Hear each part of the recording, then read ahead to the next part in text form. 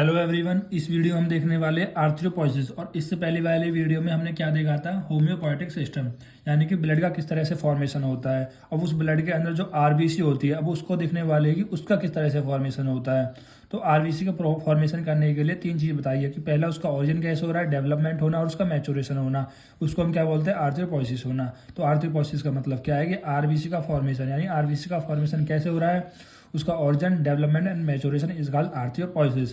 अब आर्थ्रोपोइसिस में हम देखने वाले साइड करती है, फिर वो मैच्योर हो जाते हैं। जैसे आप भी है, आपका पहले ओरिजिन हुआ, फिर आप कह रहे हैं कि 18 साल तक डेवलपमेंट होते हो, फिर उसके बाद आप मैच्योर हो जाते हो। फिर हम बात करते हैं साइट ऑफ आर्थ्रोपोइसिस की, यानी कि कौन कौन सी साइट्स है। मतलब आर्थ्रोपोइसिस साइट का मतलब है कौन कौन सी जगह पर पाई जा रही है, कहाँ कहाँ पर होती है। तो पहला देखो, इसको दो चीज़ में डिवाइड करा गया है, क्लासिफिकेशन करा गया है। एक होता है फीटल लाइफ में, यानी कि जब बच्चा कह रहा है कि माता के अंदर होता है, ठीक है। और एक होता है न्यूबॉर्न, मतलब देखो इसमें तो क्या वो बच्चा पैदा हो गया, ठीक है। और इसमें क्या था कि फीटल लाइफ में था, यानी कि एम्ब्रियोनिक स्टेज में था, या फिर बोल सकते हो जो अभी बच्चा पैदा नहीं हुआ है वो माँ के पेट में है। और इनमें क्या हुआ है, न्यू बॉर्न बेबी है, मतलब बच्चा माँ के पेट से बाहर आ गया है।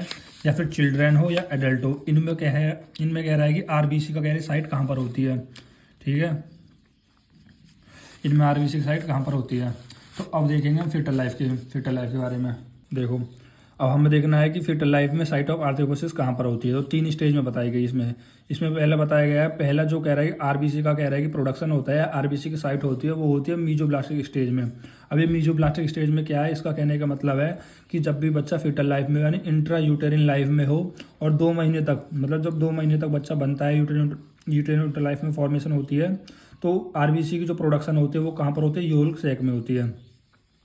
अब योग सैक क्या है, योग सैक क्या है, अगर आपने कह रहा है प्लेसेंटा का डेवलपमेंट पढ़ा होगा तो वहाँ पर पता गया सबसे पहले योग सैक बनता है। मतलब योग सैक एक पार्ट है प्लेसेंटा की फॉर्मेशन का। तो सबसे पहले जो आरबीसी है वो कहाँ पर बनती है, योग सैक में बनती है। याद रखना, सबसे पहले जो आरबीसी फॉर्म हुई है वो किससे हुई है, योग सैक से हुई है।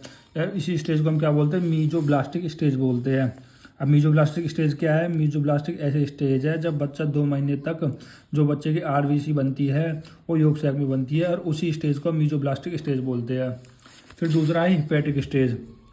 अब हिपैटिक किसके लिए लिया जाता है, हिपैटिक लिया जाता है हमारे पास लीवर के लिए, जैसे नेफ्रॉन किडनी के लिए आता है उसी तरह से लीवर के लिए आता है हिपैटिक। अब जैसे जब बच्चा 3 महीने तक हो जाए, मतलब बच्चा 3 महीने के बाद जो आरबीसी बनती है वो बनती है कहाँ पर, लीवर में बनती है। वो बनती है कहाँ पर, लीवर में बनती है। और इसी स्टेज को क्या बोलते हैं, हिपैटिक स्टेज। पहले कहाँ पर बनी, योग सैक में, फिर कहाँ पर बनी, लीवर में। फिर आता है माइलॉइड स्टेज। माइलॉइड स्टेज जब लास्ट के 3 मंथ बचे हो, ठीक है, यानी कि जब थर्ड ट्रिमेस्टर चल रहा हो, यानी कि 6 से 9 महीने के बीच का जो पीरियड है ना, 6 से जो 9 महीने का बीच का पीरियड है, आप बोल सकते हो 1 से 2 महीने का पीरियड इसमें बोल सकते हो, ठीक। और फिर बोल सकते हो 3 से 6 के बीच का इसका बोल सकते हो, और 6 के बाद का 9 से तक का इसका पीरियड होता है जहाँ पर आरबीसी की प्रोडक्शन बनती है। कौन कौन ऑर्गन बनाता है, एक बोन मैरो और एक लीवर, दोनों याद रखना। बोन मैरो और लीवर कह रहा है कि लास्ट के 3 महीने में आरबीसी की प्रोडक्शन करता है। इसी स्टेज को हम क्या बोलते हैं, माइलॉइड स्टेज बोलते हैं। अब जो आरबीसी की प्रोडक्शन हो रही है ना, वो किस में हो रही है, वो उस फीटल लाइफ में हो रही है, ना कि उस मदर में, ध्यान रखना। फिर हम बात करते हैं न्यूबॉर्न की, न्यूबॉर्न की या फिर चिल्ड्रन की या अडल्ट की। देखो, up to age of 20 years है, यदि कोई बच्चा, जैसे मान लो आप भी अगर आप 20 साल से नीचे हो, तो जो आपकी आरबीसी का प्रोडक्शन हो रहा है वो कहाँ पर होता है, रेड बोन मैरो में हो रहा है। अभी रेड बोन मैरो कहाँ पर होता है, जितनी आपकी लॉन्ग बोन्स है या आपकी सॉफ्ट फ्लैट बोन्स है उनके अंदर होता है। और इसकी हम स्पेशल एक अलग वीडियो लाएंगे तो हम आपको बताएंगे और अच्छे से। तो याद रखना, जब बच्चा कह रहा है 20 साल से अगर कम है, कोई भी बच्चा अगर 20 साल से कम है, तो जो आरबीसी का प्रोडक्शन होता है वो रेड बोन मैरो में होता है, ठीक है। रेड बोन जैसे लॉन्ग बोन्स हो गई, फ्लैट बोन्स हो गई। यदि बच्चा कह रहा है कि 20 साल से बड़ा हो गया है, ठीक है, अब जो इसका आरबीसी का प्रोडक्शन होगा वो उसकी रेड बोन मैरो में नहीं होगा, वो कहाँ पर होगा, मेम्ब्रेनस बोन। मेम्ब्रेनस बोन मतलब जिनपे मेम्ब्रेन हो, ऐसी बोन जिनपे मेम्ब्रेन हो, जैसे कि vertebra, sternum, ribs, scapula, skull bone and from the end of the long bones. और जो एंड होता है लॉन्ग बोन उनसे, देखो जैसे मान मैंने यहाँ अगर आपको बताऊँ थोड़ा सा, मैं जैसे, सॉरी गलत बना डायग्राम, देखो यहाँ पर होती है हमारे पास रेड बोन मैरो, और यहाँ पर होता है हमारे पास, इतने में होता है येलो बोन मैरो, ठीक है। तो होता क्या है, पहले अगर बच्चा 20 साल से कम है, जो रेड बोन मैरो है ये एक्टिव होगा और बच्चे में नई आरबीसी बनाएगा, ठीक है। और 20 साल के बाद क्या है, जो रेड बोन मैरो है वो डिफ्रेंशिएट होकर, मतलब वो डिफरेंशिएट बोल दो, मतलब वो बाद में नहीं बनाएगा। 20 साल के बाद जो येलो बोन मैरो है ना, येलो बोन मैरो है, ये स्टार्ट हो जाता है नई आरबीसी को बनाने के लिए। याद रखना ये पॉइंट यहाँ पर दिखा बताया, लिख भी दिया है मैंने। After 20 years of age shaft of long bones become yellow bone marrow. याद रखना जो लॉन्ग बोन का शाफ्ट है वही कह रहा है कि वो बिकम हो जाएगा, येलो बोन मैरो में कन्वर्ट हो जाएगा, वही आगे जाके आरबीसी प्रोडक्शन करता है। और येलो बोन मैरो में कह रहा है कि फैट का डिपोजिशन भी होता है। ठीक है, यहाँ पर रीजन बताया है कि क्यों रेड बोन मैरो है वो आगे जाके कह रहा है आरबीसी प्रोडक्शन नहीं करता, तो बताया गया है उसमें फैट का डिपोजिशन हो जाता है, जिसकी वजह से जो रेड ब्लड सेल का फंक्शन होता है बनाने का वो लूज हो जाता है, और फिर आगे जाके जो येलो बोन मैरो है वो आरबीसी प्रोडक्शन करती है। क्या सीखा इस पेज हमने, ये सीखा आर्थ्रोपोइसिस का मतलब होता है रेड ब्लड सेल की फॉर्मेशन, और उसकी साइट ऑफ आर्थ्रोपोइसिस 2 साइट होती है, फीटल लाइफ में और एक फीटल लाइफ के बाद की जो लाइफ है। इसमें 3 स्टेज होती है, और इसमें भी न्यूबॉर्न बेबी में 2 कंडीशन होती है, एक 20 साल के नीचे और एक 20 साल के बाद। अब बात करते हैं स्टेज ऑफ आर्थ्रोपोइसिस की। ये तो हमने देख लिया कि रेड ब्लड का सेल का प्रोडक्शन रेड बोन मैरो से हो रहा था और येलो बोन मैरो से हो रहा था। अब रेड बोन मैरो में ऐसा क्या है जो आरबीसी की प्रोडक्शन कर रहा है, ठीक है, वो बात चीज़ हमें देखनी है। पहला ये तो सबको पता होगा, बोन के अंदर क्या होता है, बोन के अंदर एक स्टेम सेल होती है, या फिर आप बोल सकते हो जैसे कोई बोन है, बोन के अंदर जो रेड बोन मैरो होता है, उस रेड बोन के अंदर ऐसा क्या होता है जो वो आरबीसी की प्रोडक्शन कर देता है। तो आपको बताना है बोन के अंदर रेड बोन मैरो होती है, और रेड बोन मैरो के अंदर स्टेम सेल्स होती है। अब स्टेम सेल्स क्या होती है, स्टेम सेल एक ऐसी सेल्स होती है जो किसी भी एक नई सेल नया ऑर्गन नया टिश्यू कुछ भी बना सकती है। आपने कॉन्सेप्ट पढ़ा होगा, जब भी कोई आपका बच्चा पैदा होता है तो बोला जाता है कि आप इसकी जो स्टेम सेल्स है ना उनको मतलब एक तरीके से वो करा सकते हो, मतलब पहले इसे लैब में उसको रख सकते हो ताकि वो आगे जाके अगर आपको काम आए, आगे जाके काम आ सकती है। जैसे मान लो कोई स्टेम सेल अगर आपने पहले ही प्रिजर्व करा ली अपनी, तो एक स्टेम सेल आपका पूरा जैसे हाथ भी बना सकती है। मान लो किसी का हाथ नहीं है और उसने अपनी स्टेम सेल प्रिजर्व करा रखी होगी, तो वही स्टेम सेल अगर उसको दे दी जाएगी तो उसका पूरा हाथ भी जनरेट हो सकता है। इतनी पावर ऑफ डिवीजन होती है स्टेम सेल्स की। तो याद रखना बोन के अंदर रेड बोन मैरो होता है, और रेड बोन मैरो के अंदर स्टेम सेल्स होती है, और जो ये स्टेम सेल्स होती है इनकी पावर ऑफ डिवीजन होता है, मतलब कोई भी ऑर्गन ये फॉर्म कर सकती है। और इन स्टेम सेल का नाम क्या होता है, प्लूरिपोटेंट हीमोपोएटिक स्टेम सेल। याद रखना प्लूरिपोटेंट, प्लूरी का मतलब यहाँ पर है इसका कई पोटेंट है, मतलब इसमें बहुत सारी पोटेंट है, कोई हाथ बना सकती है, पैर बना सकती है, ठीक है। और आपने पढ़ा होगा जब भी डिवीजन होता है सेल्स का, मतलब जब आप अपनी फीटल लाइफ में होती हो तो सेल्स का इस तरह से डिवीजन होता है, कुछ सेल कह रहा है हाथ में बनाती है, कुछ सेल दिल बनाती है, कुछ सेल लीवर बनाती है, लंग्स इस तरह से डिवीजन होता है। तो स्टेम सेल का यही है कि प्लूरिपोटेंट फंक्शन होता है, हीमोपोएटिक स्टेम सेल्स होती है। याद रखना स्टेम सेल का नाम क्या है, प्लूरिपोटेंट हीमोपोएटिक स्टेम सेल। अब हीमोपोएटिक इसलिए क्योंकि वो रेड ब्लड सेल का प्रोडक्शन करेंगी। अब पोटेंट का मतलब होता है वो बहुत बलवान होती है। अब हम बात करते हैं प्लूरिपोटेंट हीमोपोएटिक स्टेम सेल्स की। अब ये प्लूरिपोटेंट हीमोपोएटिक स्टेम सेल आगे जाके किसका प्रोडक्शन करेगी, देखो मैंने क्या बताया था, जो रेड बोन मैरो है वही आरबीसी की प्रोडक्शन करती है। अब रेड बोन मैरो केवल आरबीसी की प्रोडक्शन नहीं करती, वो व्हाइट ब्लड सेल की भी प्रोडक्शन करती है, प्लेटलेट की भी प्रोडक्शन करती है। अब इनके हम स्टेजेस देखने वाले हैं कि आखिर जो प्लूरिपोटेंट स्टेम सेल्स है वो किस तरह से कह रहा है ब्लड कार्पस्क्यूल्स को बना रही है या ब्लड को बना रही है, ठीक है। हम देखते हैं दो डिवीजन में डिवाइड किया गया, 2 पार्ट में। एक होता है कॉलोनिंग फॉर्मिंग ब्लास्टोसाइट और एक होता है लिम्फाइड स्टेम सेल्स। देखो अगर मुझसे आप बोल दो कि सर इसका कोई तरीका है, नहीं, वो तो बस स्टेज ऑफ डेवलपमेंट है, ठीक है। जैसे हमारे भी स्टेज डेवलपमेंट है कि बचपन में छोटे होते फिर बड़े हो जाते हैं, फिर और बड़े हो जाते हैं, फिर मैच्योर हो जाते हैं, फिर बूढ़े हो जाते हैं, एक दिन मर जाते हैं। तो ये स्टेजेस है, ऐसी ही कह रहा है कि स्टेजेस होंगी आरबीसी की, ऐसी ही स्टेज होंगी व्हाइट ब्लड सेल्स की, और ऐसी ही स्टेज होंगी लिम्फोसाइट की, ठीक है। तो याद रखना प्लूरिपोटेंट हीमोपोएटिक स्टेम सेल 2 में डिवाइड होती है, एक होती है कॉलोनी फॉर्मिंग ब्लास्टोसाइट, एक होती है लिम्फोइड स्टेम सेल। अभी जो कॉलोनी फॉर्मिंग ब्लास्टोसाइट है, ठीक है, अभी ब्लास्टोसाइट अगर आपने पढ़ा होगा चैप्टर नंबर 3 क्लास का 12th का फर्टिलाइजेशन में, जिसमें ब्लास्टोमेर बनते हैं, ब्लास्टोमियर, फिर ब्लास्टोमियर से ब्लास्टोसिस्ट बनता है। तो ये क्या है, एक प्रकार के पास सेल्स है, कुछ भी नहीं होती, सेल्स है, बस एक ग्रुपिंग ऑफ सेल्स है।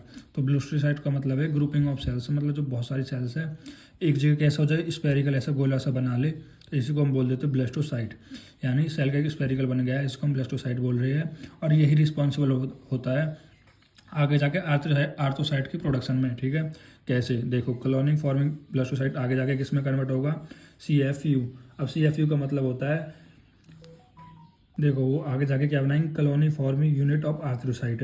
मतलब एक कॉलोनी बना देंगे, कह रहा है कॉलोनी, देखो एक कॉलोनी बना देंगे इस तरह से एक कॉलोनी फॉर्मिंग यूनिट बना दिया। ऐसे बहुत सारी यूनिट है, ठीक है, किसकी, आर्थ्रोसाइट की, ठीक है, जो कि अभी प्री मैच्योर है, जो आगे जाके कन्वर्ट होगी।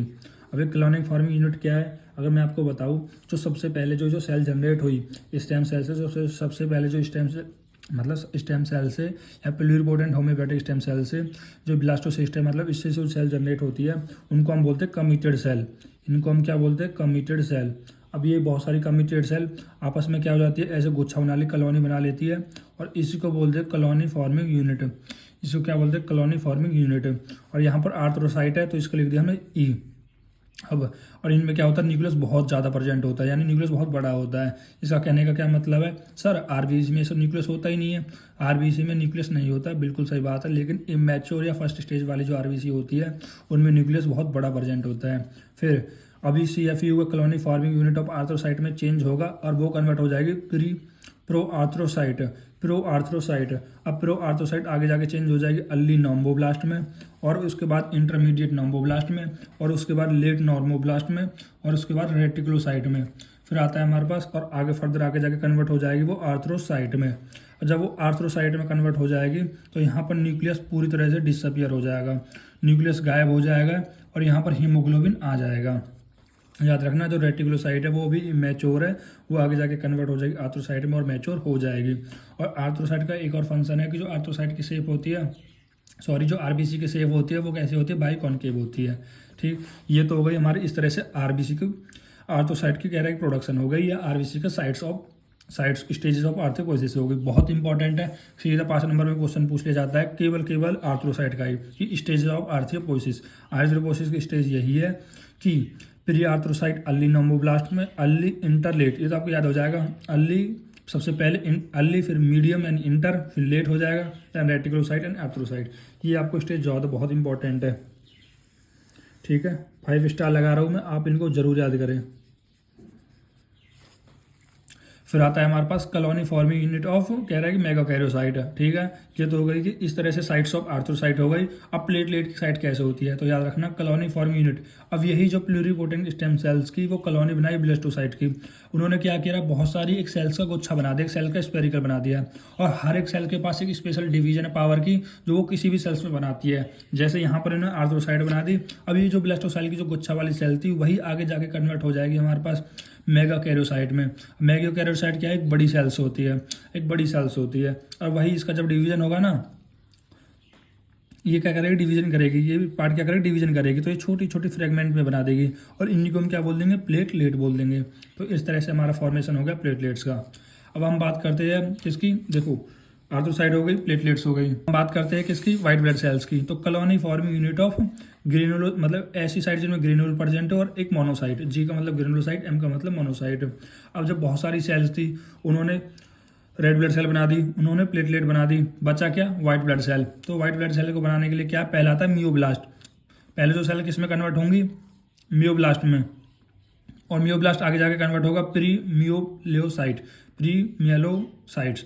तो वो आगे जाके कन्वर्ट हो जाएगा न्यूट्रोफिल मीलोसाइट, इजनोफिल मीलोसाइट, बेसोफिल मीलोसाइट। अब न्यूट्रोफिल मीलोसाइट यानी कि न्यूट्रोफिल में कन्वर्ट हो जाएगा, इजनोफिल मीलोसाइट यानी इजनोफिल, और बेसोफिल मीलोसाइट यानी बेसोफिलिया। अब बची कौन सी, मोनोसाइट। अब मोनोसाइट किस में कन्वर्ट, मोनोब्लास्ट आगे जाके कन्वर्ट हो जाएगा प्री मोनोसाइट्स में, और वो आगे जाके हो जाएगा मोनोसाइट में। बहुत सिंपल है। फिर आता है लिम्फॉइड स्टेम सेल। अब लिम्फॉइड स्टेम सेल आगे जाके कन्वर्ट होगी लिम्फोब्लास्ट में, और लिम्फोब्लास्ट आगे जाके कन्वर्ट होगा लिम्फोसाइट में।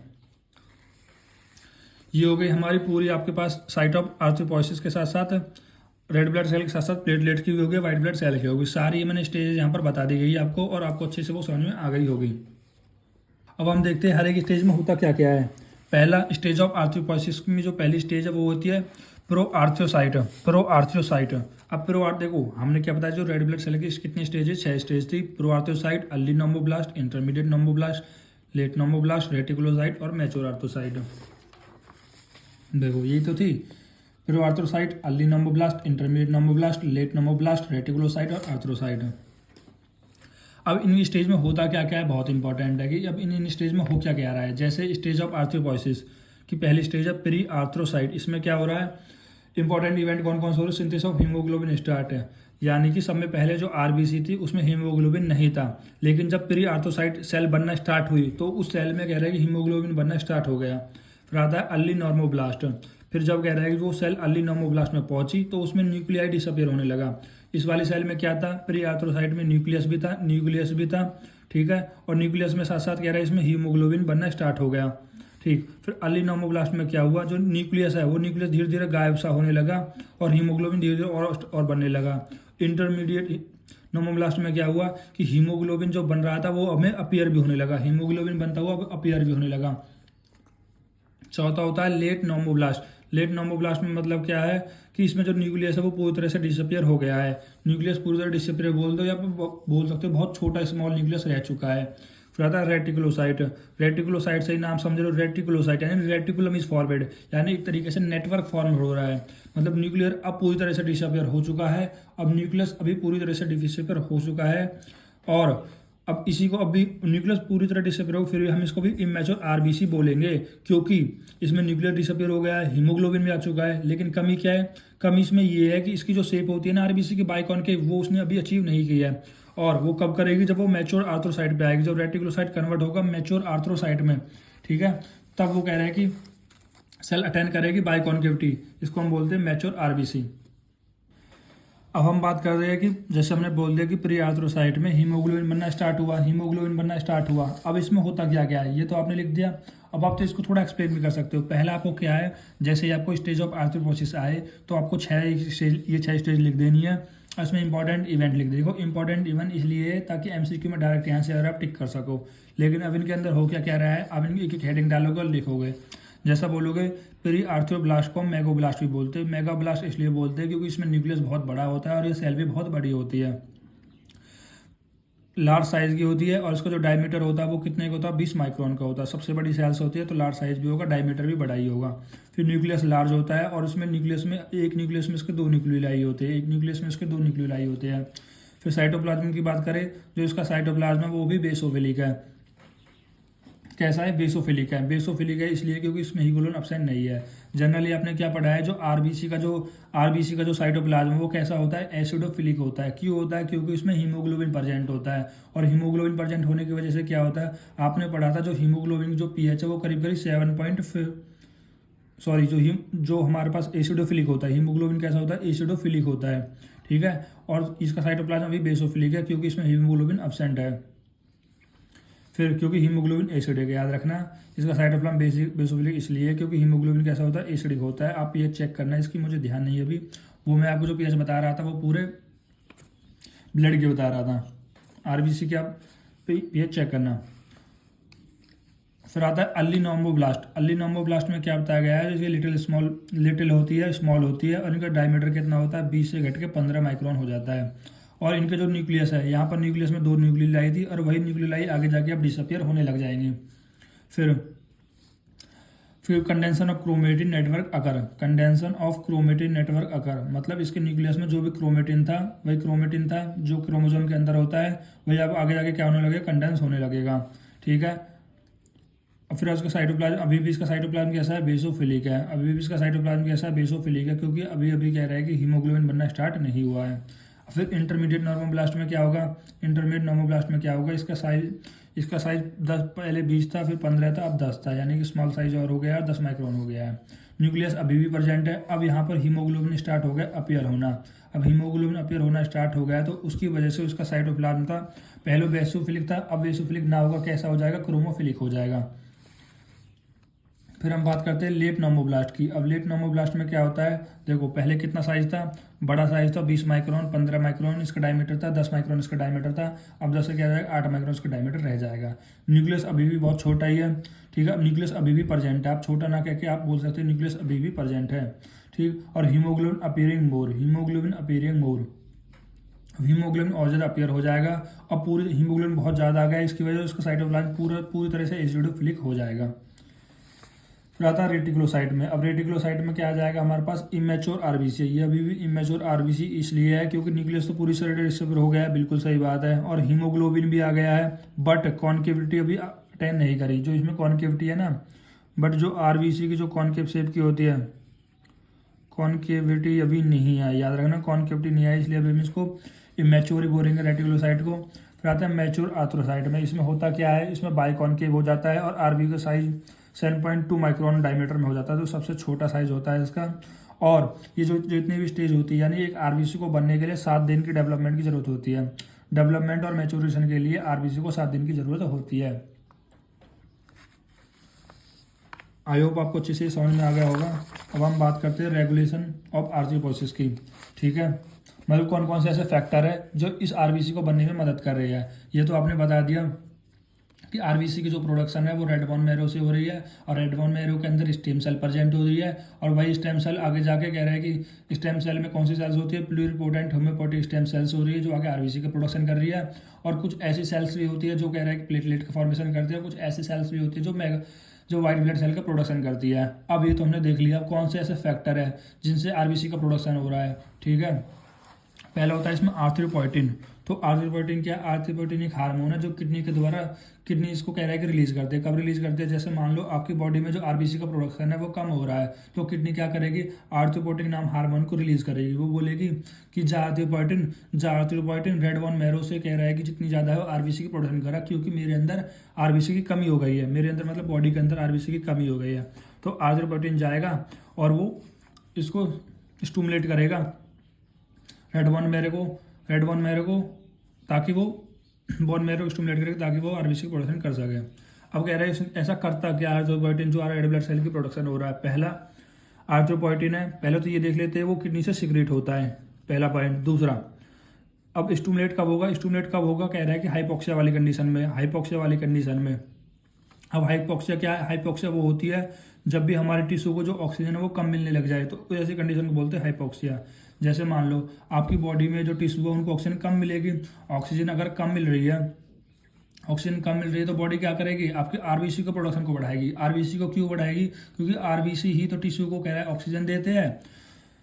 तो वो क्या करेगी, आपकी बॉडी क्या करेगी, जो किडनी को एक सिग्नल भेजेगी, वो आर्थ्रोपोइटिन रिलीज करेगा। वो बोलेगा किडनी आर्थ्रोपोइटिन को रिलीज कर, वो बोले क्यों रिलीज करूँ, क्योंकि ऑक्सीजन की कमी हो गई है। तो बोलेगा कि तो क्या हुआ, वो बोलेगी अगर ऑक्सीजन की कमी हो गई है तो हमें ऑक्सीजन नहीं मिलेगी और हम मर जाएंगे, ये टिश्यू बोल रहा है। तो किडनी क्या करेगी, आर्थ्रोपोइटिन को रिलीज कर देगी, और आर्थ्रोपोइटिन बोन मैरो के पास जाएगा, और बोन मैरो और ज़्यादा से ज़्यादा आरबीसी की प्रोडक्शन करेगा। तो याद रखना, स्टिमुलेट कब होता है, हाइपोक्सिया वाली कंडीशन में।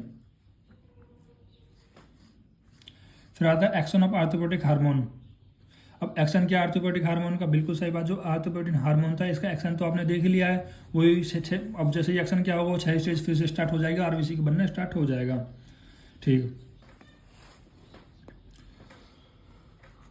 दूसरी कंडीशन में क्या बताया है, जो blood level of erythropoietin increase anaemia, मतलब जब खून की कमी हो जाए तब भी क्या हो जाएगा, जो आपके ब्लड में आर्थ्रोपोइटिन इंक्रीज हो जाएगा, ताकि ज़्यादा से ज़्यादा आरबीसी की प्रोडक्शन हो जाए। भाई आपकी बॉडी इस तरह से बनाई गई है कि वो सब कुछ एडजस्ट कर ले। जैसे ही आपकी बॉडी को लग रहा है आपकी बॉडी में एनीमिया यानी खून की कमी है, तो वो बॉडी क्या करेगी, ज़्यादा से ज़्यादा खून की बनाने की कोशिश करेगी। कैसे करेगी, अब कौन कौन से फैक्टर, आर्थ्रोपोइटिन है, तो आर्थ्रोपोइटिन को ज़्यादा से ज़्यादा सिक्रेट कराएगी ताकि रेड ब्लड सेल की कमी पूरी हो सके। ठीक है, या फिर हाइपोक्सिया हो जाए तो आपकी बॉडी क्या करेगी, एडजस्ट करने की कोशिश करेगी कि टिश्यू को पूरी ऑक्सीजन पहुंचे, उसके लिए वो कह रहा है आरबीसी की प्रोडक्शन बढ़ाएगी। ठीक है, अब जैसे क्या बताया गया है, यदि आपकी बॉडी में खून की कमी हो जाए तो होगा क्या, कुछ भी नहीं है, किडनी भी क्या करेगी, आर्थ्रोपोइटिन को रिलीज करेगी, और आर्थ्रोपोइटिन बोन पे जाएगा और स्प्लीन पे जाएगा। ठीक है, बोन मतलब कह रहा है कि बोन मैरो पे जाएगा, और बोन मैरो से जाकर आर्थ्रोपोसिस करा देगा, यानी रेड ब्लड सेल की प्रोडक्शन को बढ़ा देगा। सिंपल सी बात ये है। दूसरा, पहली कंडीशन तो ये हो गई, दूसरी कंडीशन ये है कि आरबीसी को यदि हाइपोक्सिया हो जाए तो भी कह रहा है किडनी के पास ही जाएगा। फिर एक और फैक्टर जो है थायरोक्सिन। अब थायरोक्सिन क्या करता है, जो आर्थ्रोपोसिस की जो क्या प्रोसेस होती है उसको एक्सीलरेटेड कर देता है। थायरोक्सिन क्या करेगा, थायरोक्सिन किससे रिलीज होता है, थायराइड ग्लैंड से। अब वो थायराइड ग्लैंड से कह रहा है सिग्नल भेजेगा ताकि ज़्यादा से ज़्यादा कह रहा है कि आर्थ्रोपोसिस हो सके, यानी ज़्यादा से ज़्यादा आरबीसी की प्रोडक्शन हो सके। Thank you guys.